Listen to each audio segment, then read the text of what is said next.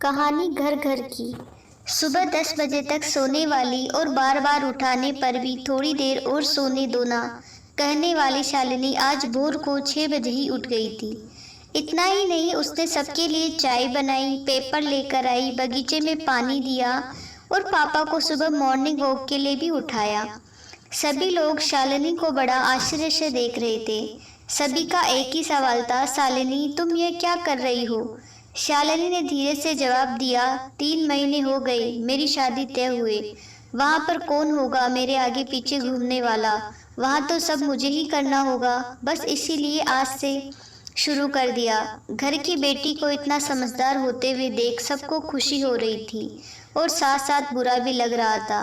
बुरा लगने जैसी बात भी थी, क्योंकि अब वह हमेशा के लिए उनको छोड़कर उसके ससुराल जाने वाली थी।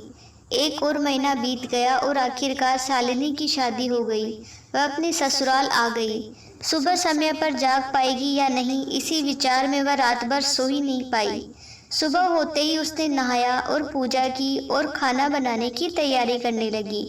वह सोचने लगी कि आज खाने में क्या बनाया जाए जो बड़े और बच्चे दोनों को पसंद आए।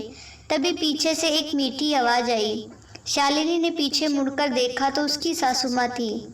अरे बेटा, इतनी जल्दी क्यों उठ गई? शादी की भाग दौड़ में थक गई होगी, ऊपर से घर वालों की याद भी आती होगी और मैं जानती हूँ रात को ठीक से सो भी नहीं पाई होगी। ऐसे तो तुम्हारी तबीयत खराब हो जाएगी। शालिनी मन ही मन सोचने लगी, मेरी सासू माँ तो बिल्कुल वैसी नहीं है जैसी मैं सोच रही थी। मैं तो डर के मारे कितने दिनों से सुबह जल्दी उठने का प्रयास कर रही थी।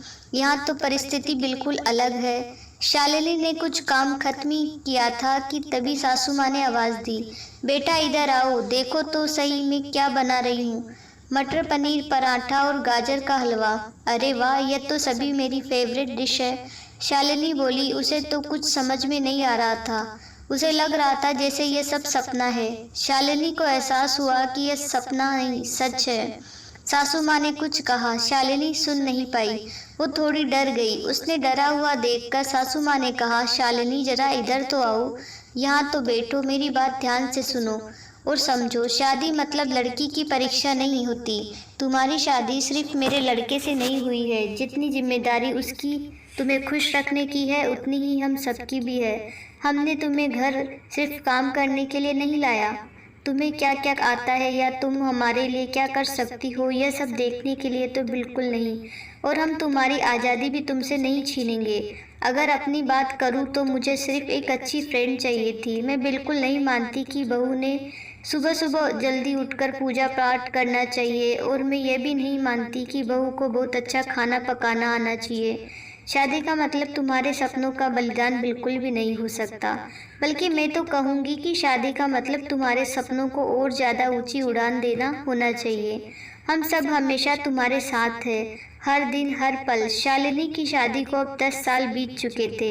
इन 10 सालों के सफ़र में उसने जो अनमोल रिश्ते कमाए थे, उनमें से एक थी माँ।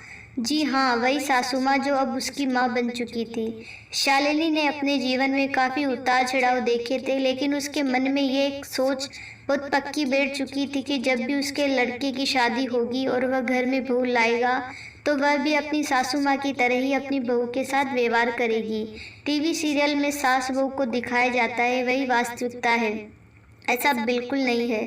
समय के साथ लोग बदलते हैं, लोगों के विचार बदलते हैं। कुछ गलत लोग जरूर जीवन में आते हैं, लेकिन सभी गलत हो ऐसा जरूरी नहीं। आखिर में यही कहूँगा कि बहू मतलब बेटी ही होती है। गलतियाँ तो हर किसी से होती है, इसलिए बहू के साथ भी वैसा ही व्यवहार करें जैसा खुद की बेटी के साथ करते हैं। हेलो दोस्तों, कहानी कैसी लगी प्लीज़ कमेंट करके बताइए, और प्लीज़ मेरे चैनल को सब्सक्राइब कीजिए। कहानी को ज़्यादा से ज़्यादा लाइक कीजिए, शेयर कीजिए। धन्यवाद।